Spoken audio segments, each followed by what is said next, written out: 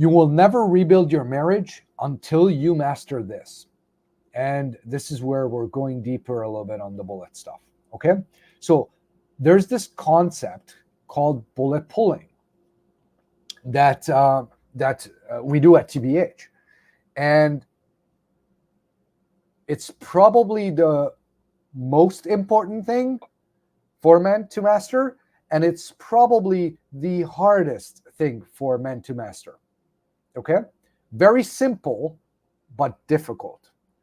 I don't know if you understand the difference, right? Like, I can, it's simple to win the lottery, but it's difficult to actually make it happen.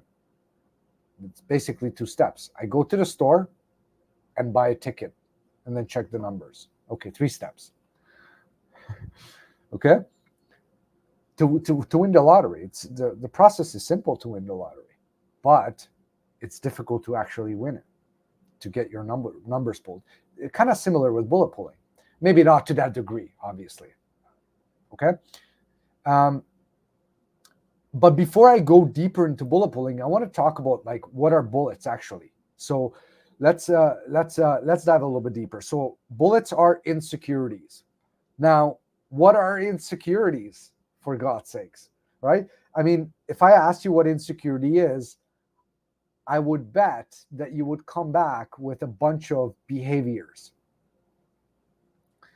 And I want to help you understand this concept of insecurity, because even licensed therapists can't really concisely say what insecurity is. Okay. And it's actually very simple, the concept of insecurity. Okay. Insecurity is suppressed hurt. That's it. That's all it is. It's suppressed hurt. It's hurts that you've suppressed from your past and you still carry with you. Now, most of them come from ages 5 to 8, when a boy experiences failure for the first time and the notion of failure, and around 11 to 13. And that's when the sense of belonging starts to happen, the need for that, right?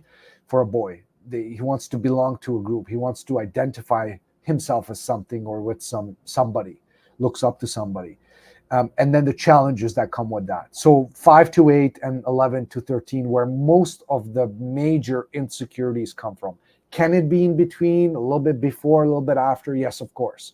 Bullets can even happen now. Like, I'm 37 when this video is recorded. There's bullet. I just had 3 deaths in my family, 3 huge bullets that were big impact. Okay, which I had to deal with, and I dealt with it no different than what we're going to discuss. So bullets are insecurities. Insecurities, suppressed hurt, and these start to come from as early as 4 or 5 years old. And the way this works is, as a child, you are incapable of blaming others for why things happen. Mom and dad divorce. My father beats me. My mother doesn't, change my diapers. Whatever. Silly examples, but some are real and some are, I know you can relate to. I was called stupid in my class when I stood up in grade 1, whatever, and then the teacher called me stupid because I didn't know the answer.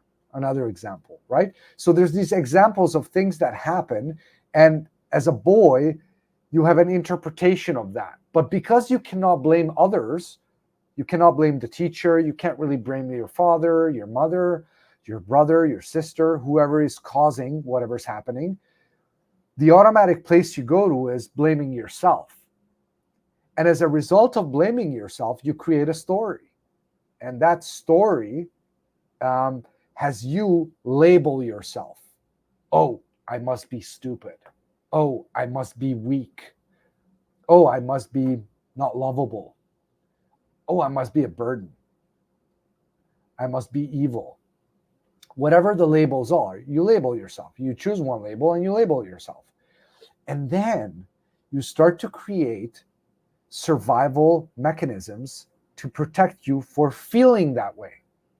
So in the future, when somebody is making you or attempting you, or maybe they're not even doing it on purpose, maybe it's unintentionally, but you get the tingy sense that, oh, they think I'm stupid, or they think I'm weak, or whatever the label is that you're giving yourself, you now start to execute your survival behaviors. And those survival behaviors are typically the opposite of the insecurity, right?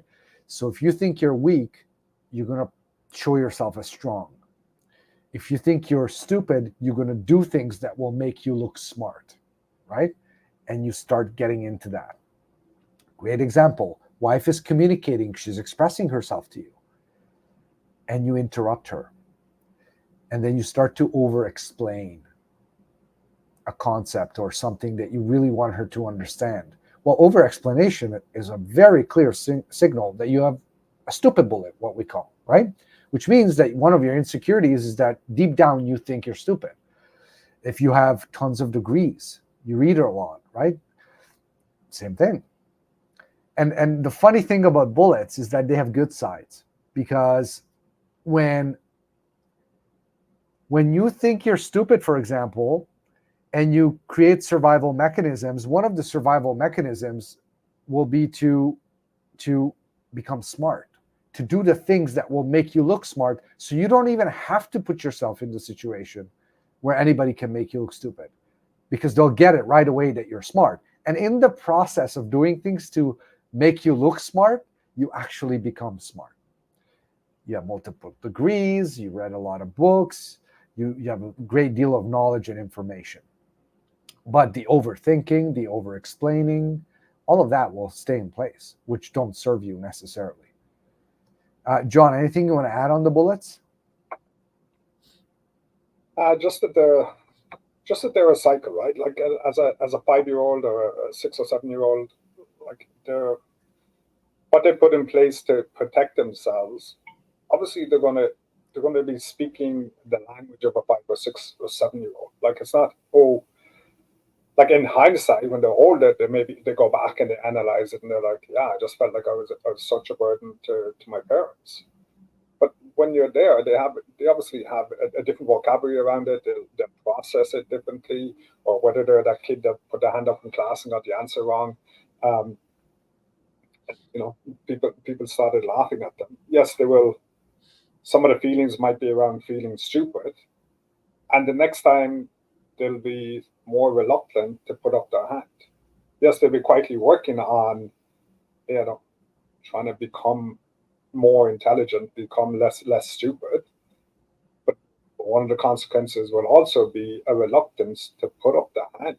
Like they won't risk it, right? So come back to Andre's points about the positive and the negative side of the bullet. Yes, there's a side that um, causes them to excel, and then there's also a side of it that causes them to withhold.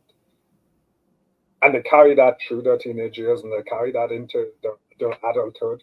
And the consequences become different, right? As an adult, if you're holding back, what are the consequences of that versus a 6-year-old inside in maths class? So even though the bullets originated in childhood, the consequences on the downside of the bullet um, increase in many cases as you get older, because the environments that you're operating in change. Whether it's, hey, I'm not going to put myself up for a promotion at work. There's no way I'd get it. So a lot of that stems from the last time I put my hand up, everybody ended up laughing. But so you start to see the pattern of the cycle of how a bullet plays out, even though they're conceived in childhood, the consequences of them start to play out for the rest of your life until they're dealt with. Yeah.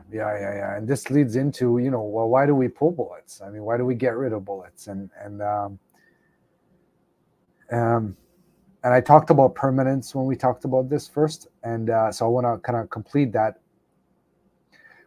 This idea of pulling bullets is really what we're talking about, is getting rid of suppressed hurt. And one of the biggest rewards of this is that you can permanently alter your behavior.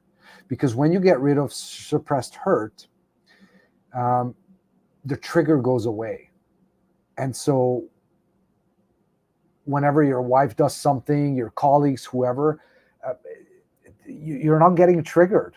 You have no reason anymore to use your survival behaviors that can be sometimes very damaging. The threat is gone, right? Because as I said before, it is the suppressed hurt that's getting triggered, not what your wife says, or not what your colleague says, or friend says, or your kid says. It's your interpretation of it. And your interpretation is driven by the insecurity. And so it's one of the biggest reasons why you pull bullets, is to achieve that level of permanence where you can alter your behavior for good. You no longer behave that way. I no longer go to the bottle because I don't need to escape, because I've dealt with the root cause of why I was going to the bottle. Okay? I no longer interrupt my wife because I no longer feel like she makes me feel stupid, because I've dealt with my stupid bullet, the insecurity that had me think that I was stupid, right? Examples of what that's like. Now,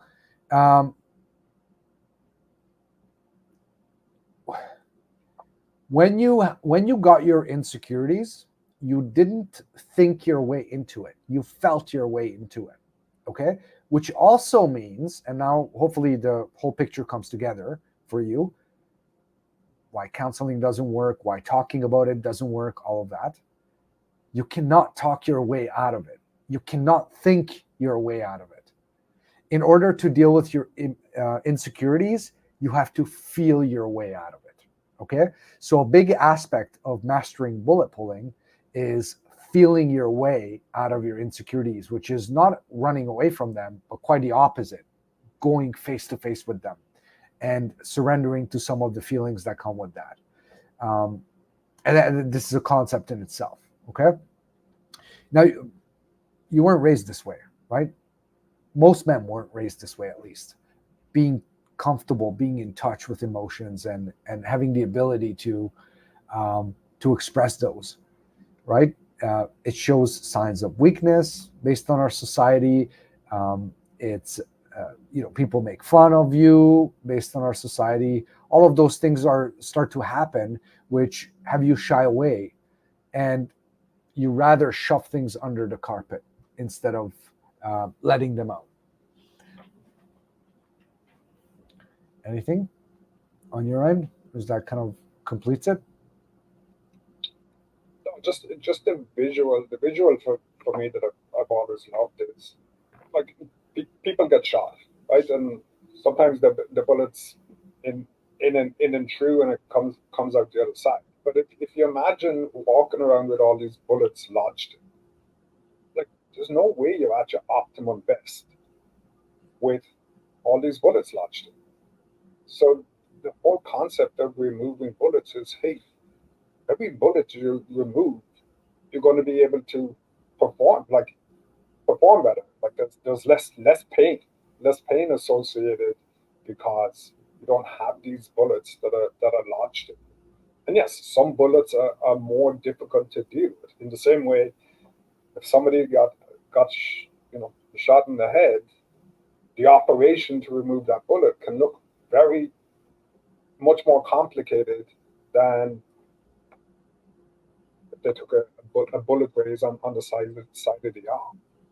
But but again, just planting that seed of, hey, I'm walking around the place with all these bullet wounds and bullet holes and bullets lodged in me, and it's impacting not only me, but it's impacting the people around me because this is how I'm turning up.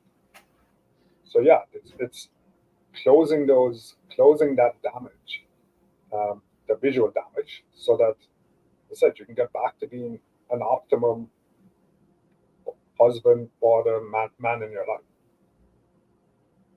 I mean, we even called our book "The Bulletproof Husband" because bullets are such a critical part of all of this. And I said this is the spine of everything, right? So removing your bullets is so important, so important, not just for you, but for your family, your kids, your wife, everybody you're leading in your life, because they're going to be looking to you